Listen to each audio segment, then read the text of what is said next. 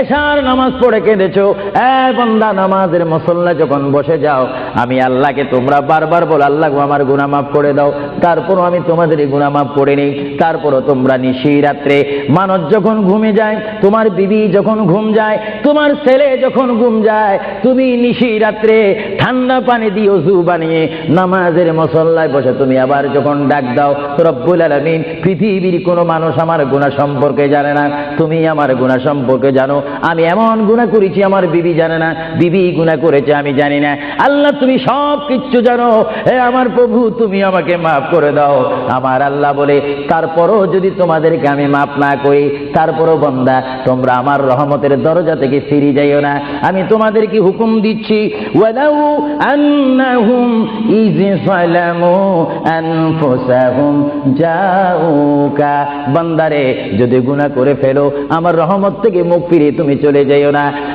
বান্দা আকাশ পরিমাণ যদি গুনাহ করো, পাতাল পরিমাণ যদি গুনাহ করো, সাগরের পানি পরিমাণ যদি গুনাহ করো, পাহাড় তুলনায় যদি তুমি গুনাহ করো, আমার দরবার থেকে তুমি নিরাশ হইও না। বান্দা আমি তোমাকে একটি রাস্তা পাঠাই দিচ্ছি, একটি পথ তোমাকে আমি দেখাই দিচ্ছি। সেই পথটি কোন পথ তোমরা জানো?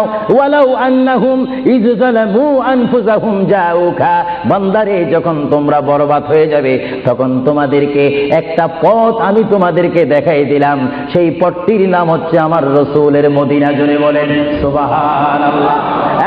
বান্দা আমার নবীর দরবারে গিয়ে কেঁদে কেঁদে তোমরা বলো ইয়া রাসূলুল্লাহ, ইয়া হাবিবাল্লাহ, আয়া কা ইয়া রাসূলুল্লাহ।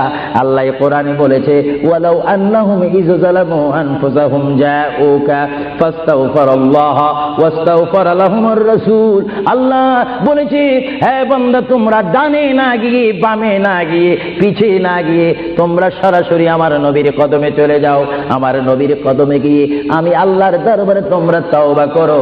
তওবা করতে করতে তোমাদের চোখের পানি যখন বাইর হয়ে যাবে, আর ওই মুহূর্তে যদি আমার বন্ধু যদি তোমাদের জন্য আমার দরবারে সুপারিশ করে, আমি আল্লাহ তোমাদেরকে ওয়াদা দিয়ে দিলাম, গ্যারান্টি দিয়ে দিলাম, আমার রাসূল যদি তোমাদের জন্য আমার দরবারে সুপারিশ করে, সঙ্গে সঙ্গে বান্দা তোমার অতীতের জীবনের কবিরা সগীরা গুনাহ মাফ করে দেব। জোরে বলেন সুবহানাল্লাহ, আরো জোরে বলেন।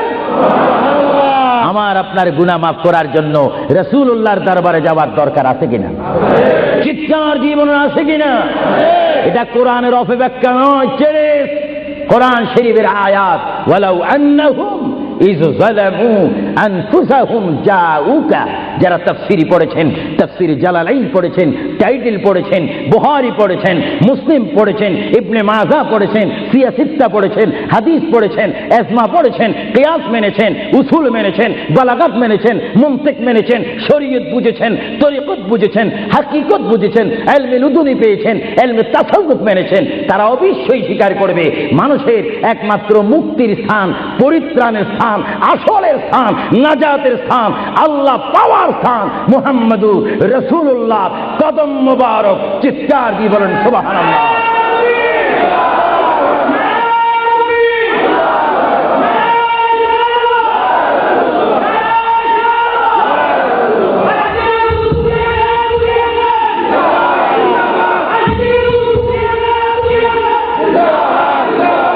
আপনারা সেই রাসূল চান কি চান না?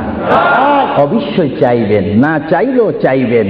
কেন চান নেই? অবশ্যই আফসোস করবেন।